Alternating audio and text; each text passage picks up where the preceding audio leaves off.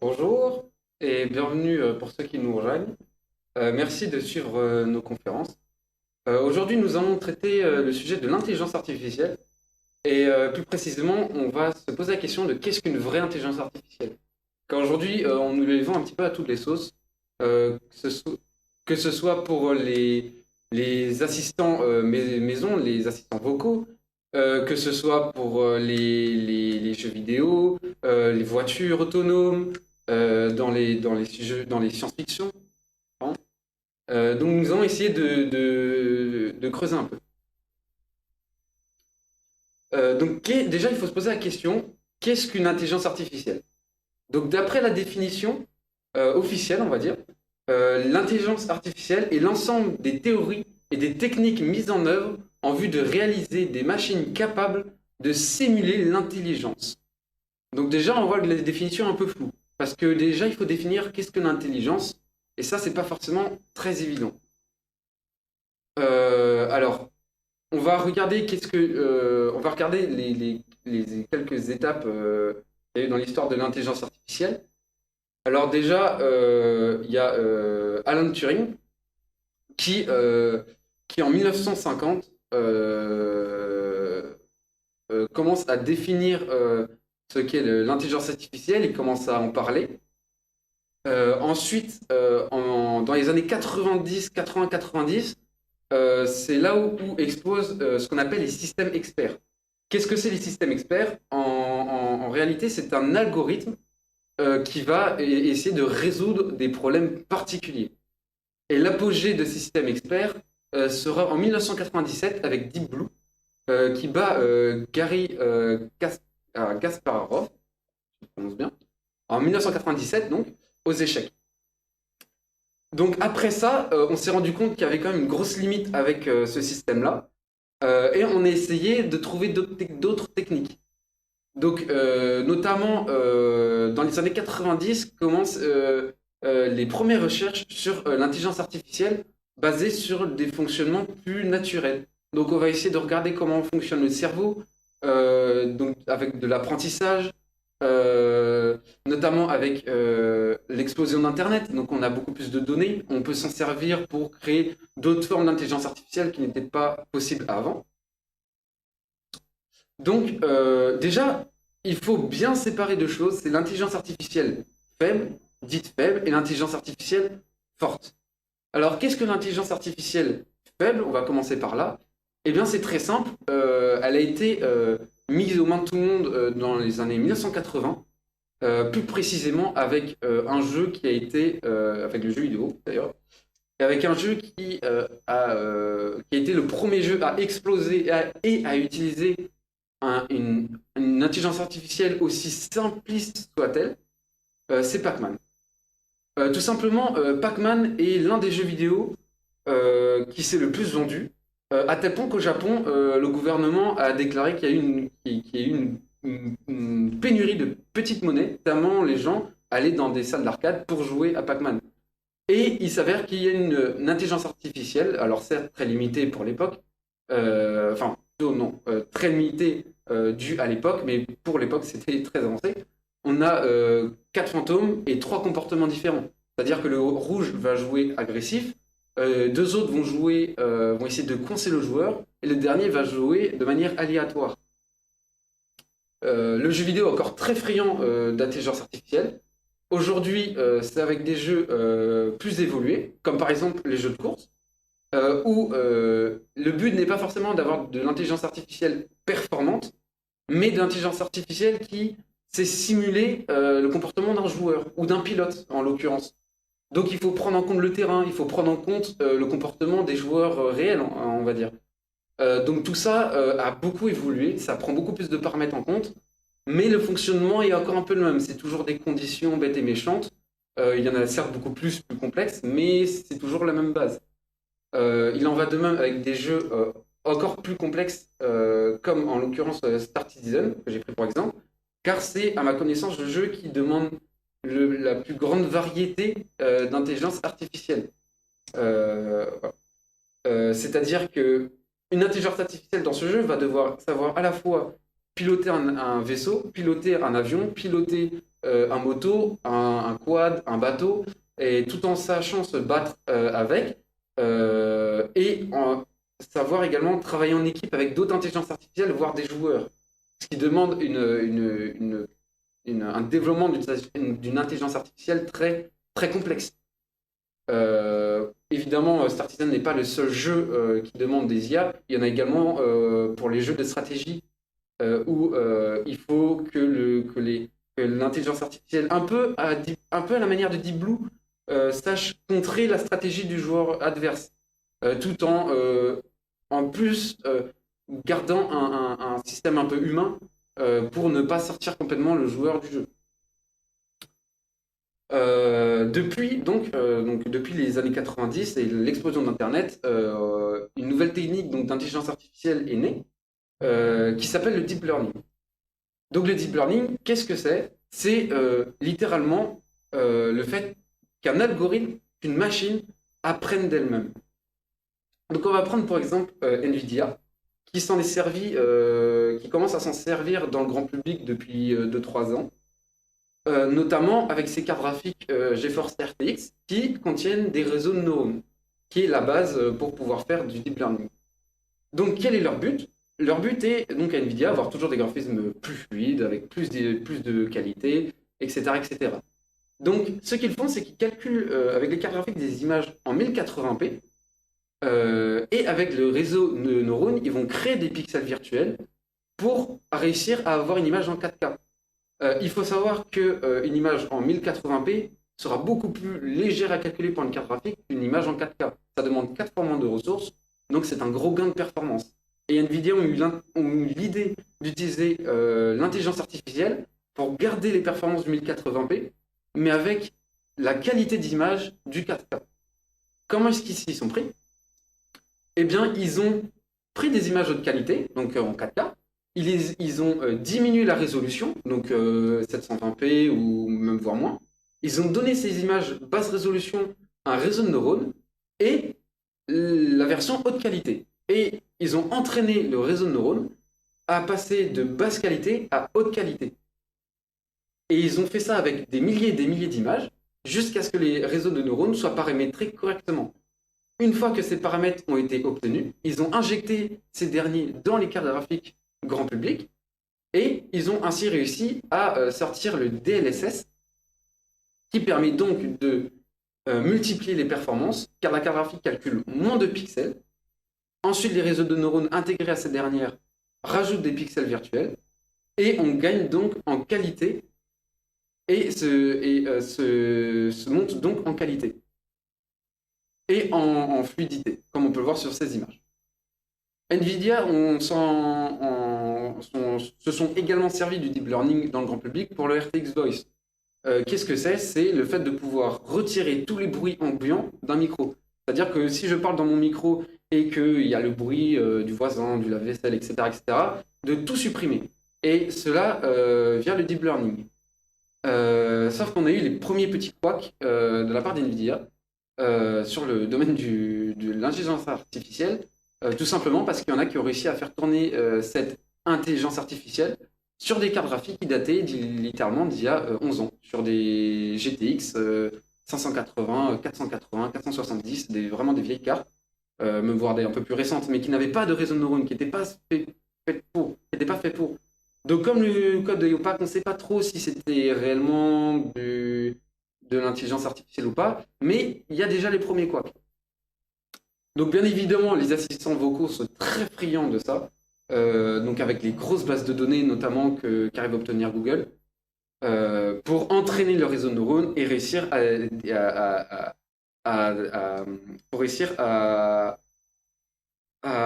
analyser des images, reconnaître des images, pour pouvoir ensuite les traiter et répondre correctement à la demande de l'utilisateur.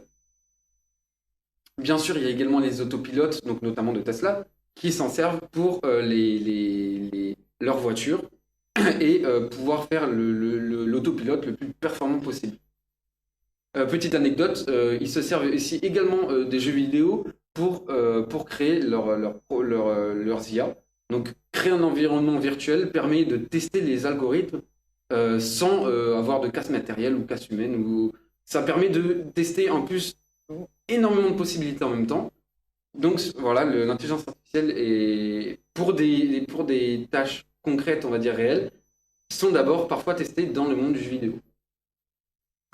Mais on commence à avoir des grosses limites sur ce système. Je vais vous présenter 2 extraits vidéo de 01net TV qui ont été publiés en 2018, où ils mettent en évidence les problèmes que pose le deep learning, qui est pourtant très à la mode en ce moment. Je suis un peu fatigué par l'intelligence artificielle telle qu'on en parle aujourd'hui, et en particulier... Vous avez même dit que l'intelligence artificielle, c'était bidon, quoi. Oui, je le dis, l'intelligence artificielle d'aujourd'hui, ça n'existe pas. C'est pas de l'intelligence artificielle. Voilà, c'est ce que je dis. Et donc, je suis fatigué. Pourquoi? Parce que, en fait, les algorithmes, les choses qu'on fait aujourd'hui, c'est la même chose que ce qu'on faisait il y a 35 ans. On n'a pas renouvelé la science encore. Et donc, il y a une opportunité de renouveler la science. Ça ne veut pas dire que c'est complètement mauvais ce qu'on fait, d'accord? Mais c'est pas de l'intelligence artificielle. Je pense qu'on fait de la connaissance artificielle et de la reconnaissance artificielle. Ça veut dire quoi? C'est-à-dire que quand vous avez un robot ou quelque chose, une caméra qui va reconnaître un chat, et que pour reconnaître un chat, il lui faut 1 million d'images de chat, c'est pas intelligent, ça. D'accord? C'est complètement con, si je peux me permettre. Donc, pourquoi c'est complètement con? Parce qu'il a 1 million d'exemples. Et ça appelle le machine learning. Hein. C'est du machine learning. Donc là, on a appris à la machine à reconnaître des chats. Il va se viander quand même 0,3% des temps. Un humain, un bébé de 2 ans, on lui montre 2 images de chat, il reconnaît tous les chats. Pourquoi? Donc, quelque part, il y en a un qui est intelligent et l'autre qui est complètement con.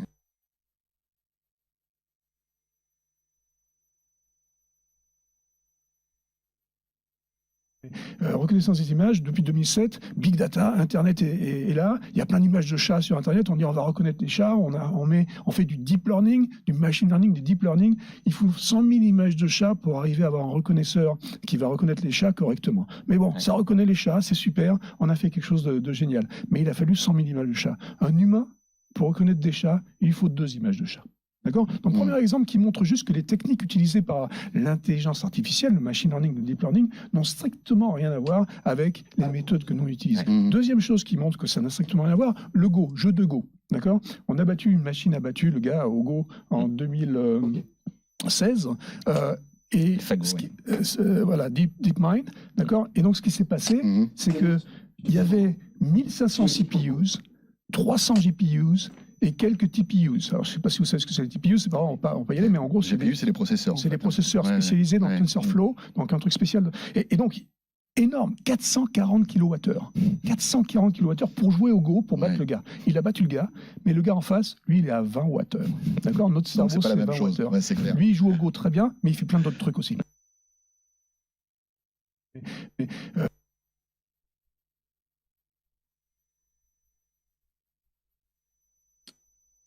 Alors, comme vous avez pu le voir sur ces extraits, cette personne met en évidence les problèmes que pose le système d'intelligence artificielle actuel.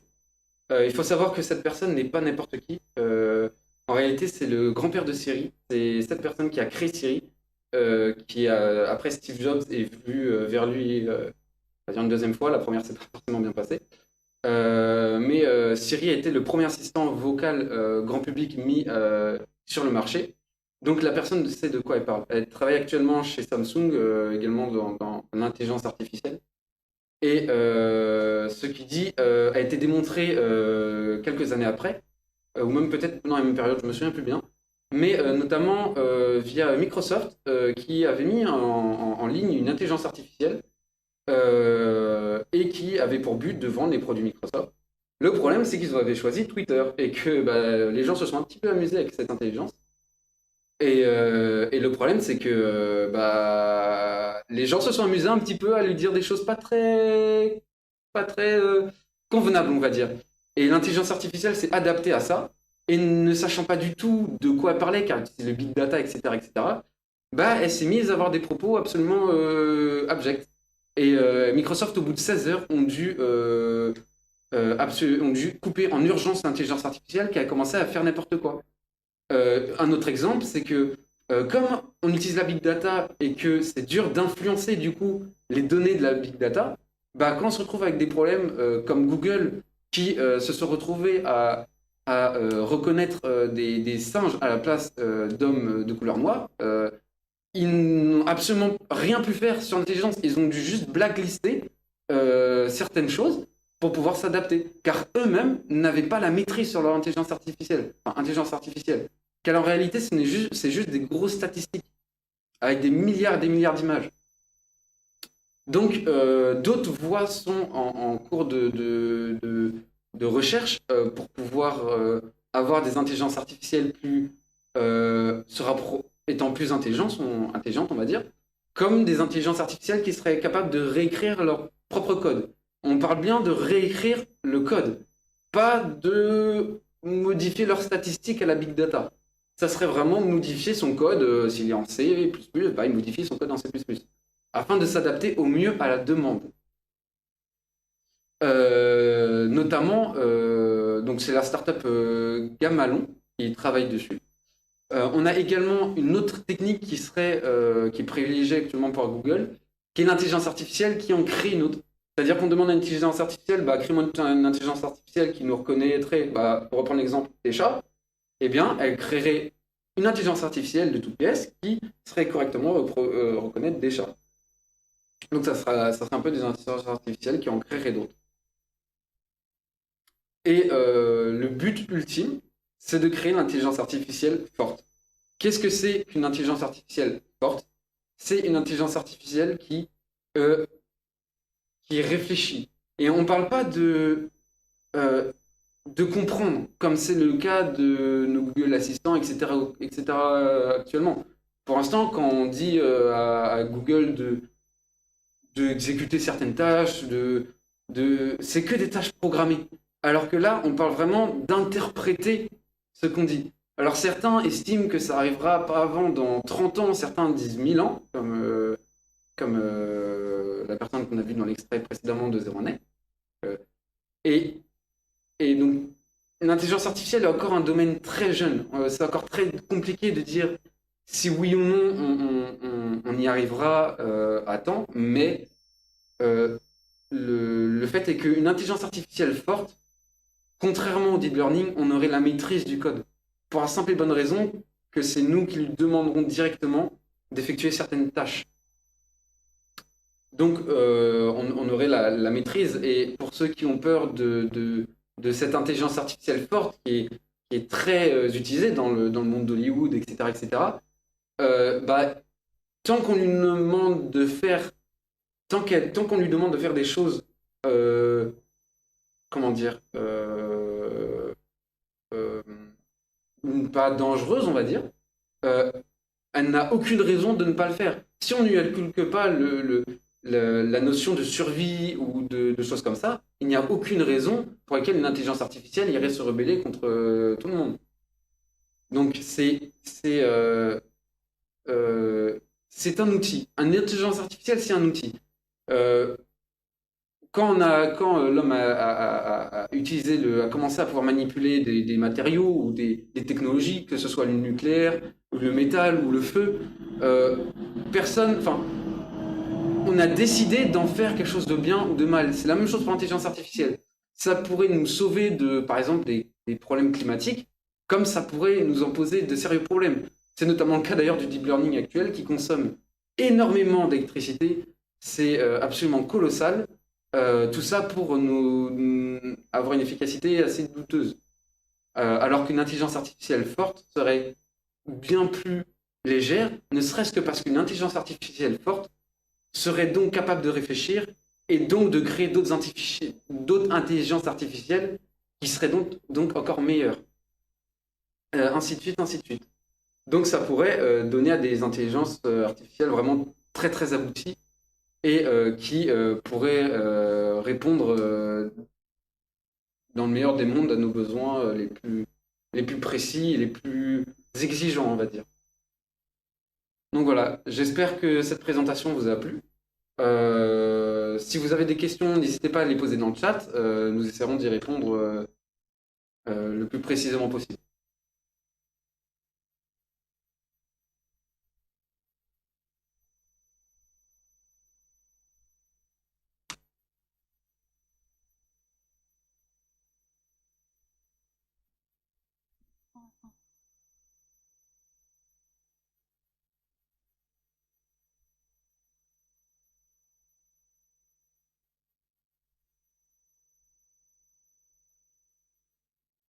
Merci pour ta présentation, Florian. Donc, on De a rien. une première question. Quel est l'avenir de l'intelligence artificielle actuelle dans l'industrie de l'automobile? Alors pour l'instant, il n'y a pas d'évolution, il n'y a pas de bouleversement en vue.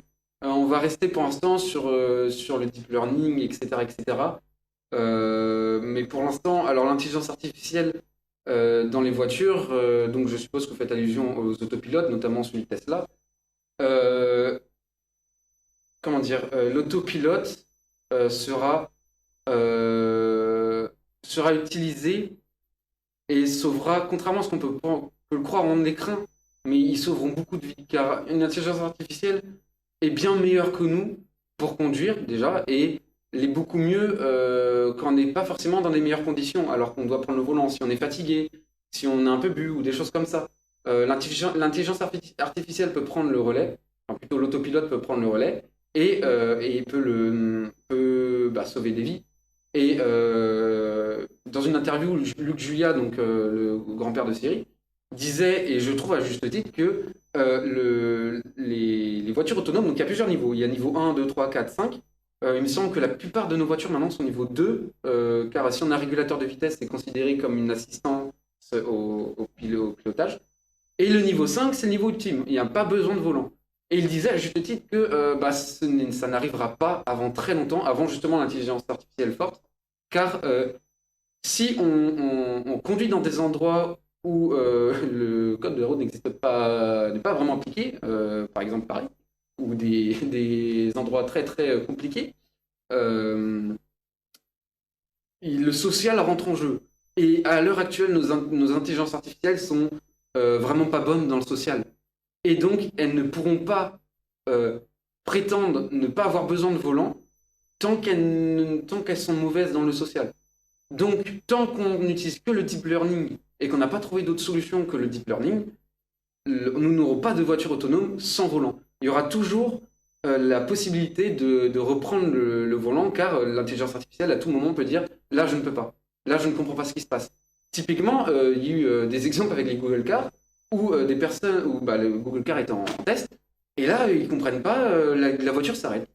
Ils relancent la voiture, elle s'arrête à nouveau. Et comme ça, plusieurs fois.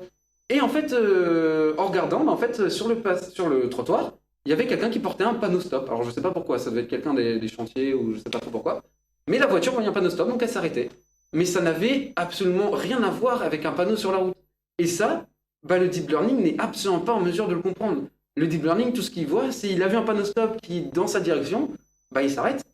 Sauf qu'en réalité, une vraie intelligence artificielle ou une intelligence tout court va comprendre que ce panneau n'est pas dédié à notre route. Et c'est l'une des raisons qui fait que nous n'aurons pour l'instant pas d'intelligence artificielle de voiture complètement autonome.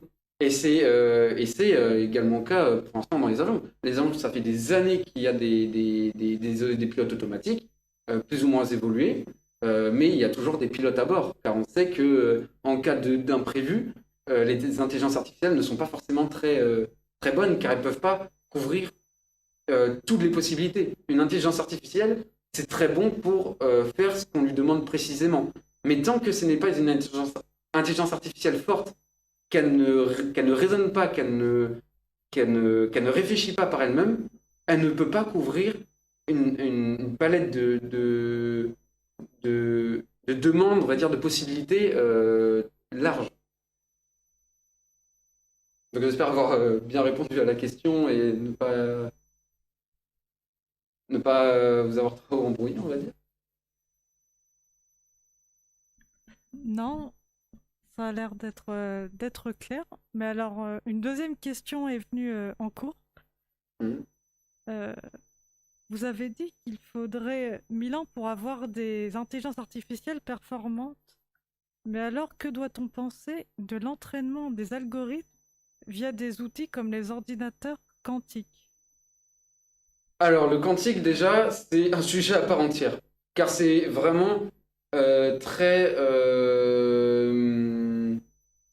comment dire c'est quelque chose aussi de très peu maîtrisé et très médiatisé. Ça suscite beaucoup de... Enfin bref, déjà, on parle d'entraînement. On parle d'entraînement, on ne parle pas d'intelligence.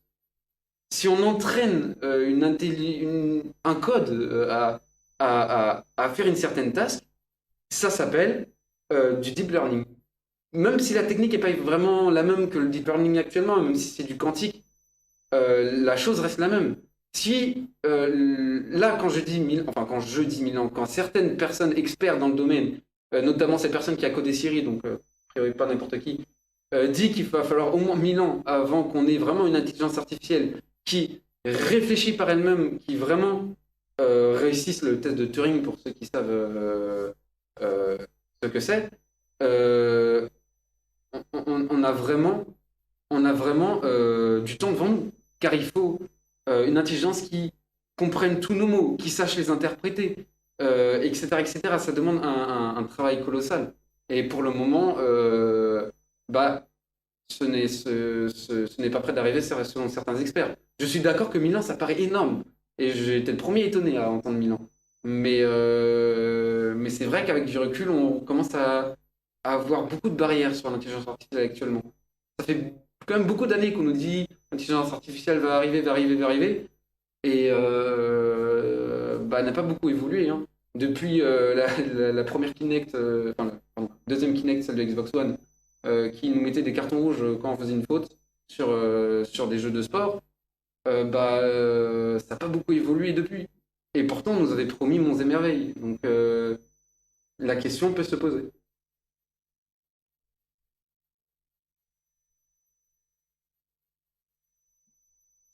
Donc, pour résumer, on n'aura pas de Terminator pour tout de suite.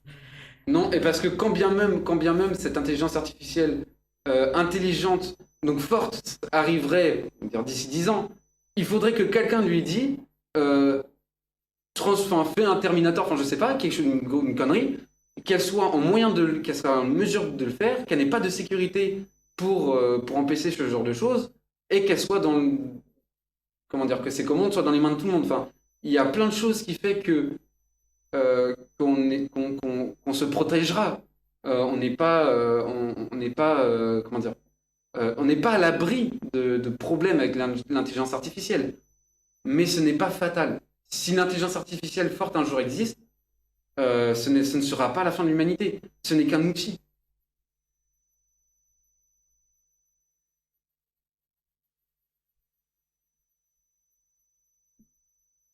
Donc, dernière question. Comment ça se fait que l'intelligence artificielle dans les jeux vidéo, on va dire assez développée finalement, et que c'est pas forcément le cas dans d'autres domaines? Alors, c'est-à-dire que vous voulez dire qu'il y a certaines intelligences artificielles dans les jeux vidéo qui sont plus développées que certaines intelligences qui sont utilisées dans nos assistants vocaux, par exemple? C'est c'est ça en fait. On peut finalement dans certains jeux vidéo, on peut Mhm. citer en récent, comme tu l'as dit, donc il y a Partisan. Star Citizen. On peut penser au dernier GTA, Cyberpunk, qui finalement sont des jeux avec des IA Assez développé, oui. assez développées. C'est très simple. Un jeu vidéo, ça se cantonne à ce qui est possible de faire dans ce jeu vidéo, premièrement. Et deuxièmement, un jeu vidéo, une IA une intelligence artificielle dans un jeu vidéo, c'est absolument tout de ce qui se passe dans ce jeu. Alors qu'une intelligence artificielle dans le monde n'a pas tous les capteurs qu'elle pourrait avoir dans un monde virtuel. Première raison. Donc c'est ce qui fait que, par exemple, dans les jeux vidéo, ça fait des années qu'on sait faire des voitures qui conduisent tout seuls, plus ou moins. Et pourtant, Tesla sont encore beaucoup de difficultés. Et c'est dû au fait qu'une Tesla va devoir capter beaucoup de choses, va devoir anticiper énormément de possibilités qui n'existent pas dans un jeu vidéo.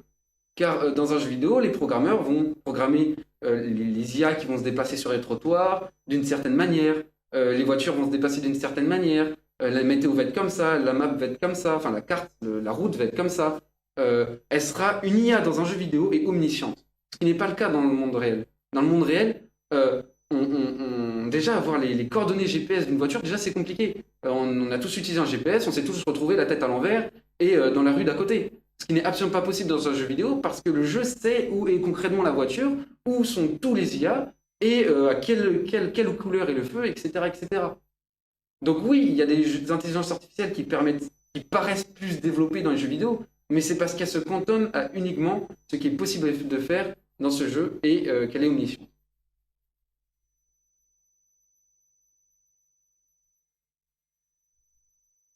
Alors, on a une dernière question et après on va clore les questions. Bonjour, vous avez évoqué l'intelligence artificielle ainsi que le deep learning, mais qu'en est-il du machine learning et de son lien avec les autres types d'intelligence artificielle? Alors, deep learning et machine learning, c'est quand même très, très, très similaire. Même si la technique n'est peut-être pas forcément la même, mais les problèmes restent les mêmes. C'est pas forcément aussi, c'est pas très efficace. Alors honnêtement, le deep learning et machine learning, je me souviens plus quelle est vraiment la différence. Mais il n'y a pas un fossé de performance entre les deux, si tant est qu'il y ait une différence. Donc le fait est que ça fait longtemps que ces deux techniques existent et que certes, elles ont permis un grand bond en avant par rapport aux anciens systèmes qui étaient les systèmes. C'était des systèmes spécialisés. Ça a permis un grand bond en avant. Ça nous permet aujourd'hui d'avoir des Google Home, des Alexa, des Tesla, certes, qui sont énergivores au possible, mais c'est possible. Ce n'était pas possible avant. Mais on n'atteint pas le niveau d'une intelligence à proprement parler. Et c'est pour ça que certains experts disent que l'intelligence artificielle n'existe pas. D'autres personnes disent que l'intelligence artificielle existe. Moi, je serais d'avis de dire qu'il existe des intelligences artificielles faibles et des intelligences artificielles fortes, qui n'existent pas, mais qui sont plus semblables à une intelligence artificielle, donc qui raisonnent, qui pensent, etc., etc.